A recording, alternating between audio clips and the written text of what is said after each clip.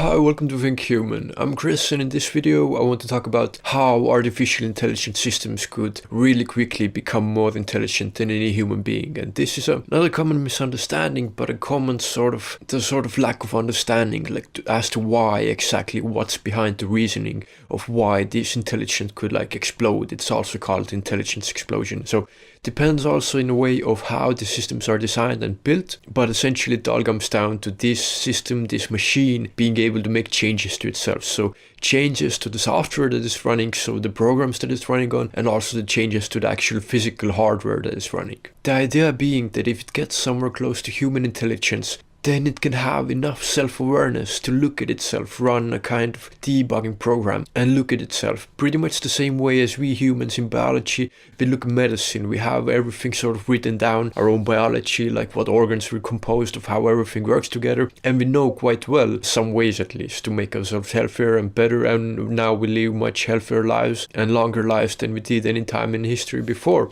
So this is kind of really limited and small self-modification that we as human beings can do, given the knowledge that we have accumulated over time of how our own biology works and what could we possibly change, some dietary changes and some medicines that we have. This is pretty much it, but it's still something. This is self-modification, but any system that would reach somewhere near human intelligence would be able to make these kind of change even more rapidly and profoundly. For example, if you have really great knowledge of your own neurobiology, so you know how your brain works exactly, you can go in there and you can look at systems that are maybe not working as well. We have many areas that aren't really useful. Maybe you would remove parts of your brain or tone down a bit the parts of your brain that cause maybe too much aggression or fear, things that cause inability to think and don't really, in the bigger picture, don't really give us much. Like some hundreds of thousands of years in the past, these biological parts of us were kind of useful, but now in this modern age, some of it is quite redundant and not really useful anymore, and a lot of it is actually stopping people from really being the best selves and fulfilling all of the potential that they could possibly have. So this system could really deeply look at itself, like what its parts are, how the software is running, and even if it can make a small change to itself, like a little pathway that works quicker, a little software update, something like that that helps it gain a little bit more intelligence. Immediately as it's done that, it has even more intelligence to keep making better changes to itself, and then it's even more intelligent, and then it's even more better at making changes to itself, and this kind of builds on itself until eventually you would reach something that we could call intelligence explosion. And so there is nothing magical about the point of us as human beings having this human level intelligence.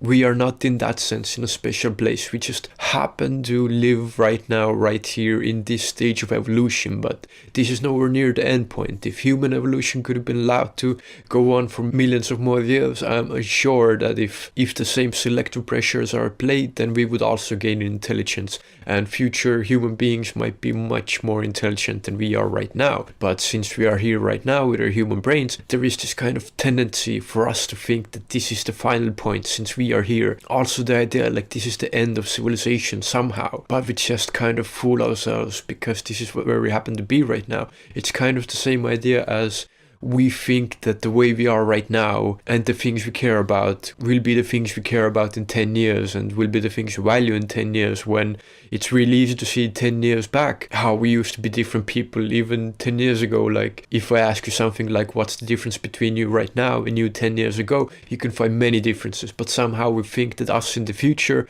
will be somehow more or less exactly the same as we are right now, but that really is a fallacy. So just the point being that we are not in a special place with our own intelligence. There is nothing incredibly special about the level of intelligence we're at. I guess, this is the most important thing to sort of bring out, these that once a system gains more or less the ability to look at itself and to make changes to itself, then it can just keep building and climbing on this road of making itself more intelligent. This is called intelligence explosion, and this is the reason why when we look at AI, when it gets somewhere close to human intelligence, there is no good reason to think that it will stop. Very likely it will only be speeding up, and it will be somewhere near human level intelligence for a really brief period of time. It's possible it can be somewhere around human level intelligence for as small as like 1 year, some months, or even weeks or days before it moves on to somewhere much higher intelligence. We have a name for a genius, which is like 160 IQ points, but we don't have a name for super intelligence that's like 9,000 IQ points. What does that even mean? And what could such intellect do and accomplish in the world? It's mind-boggling to think about. But yeah, this is just the point of recursive self-improvement, how an intelligent system could make itself smarter by building upon these kind of changes it can make to itself. So I hope you got some interesting ideas from it. If you have any ideas, please leave them down in the comments below. Thank you so much for watching and take care.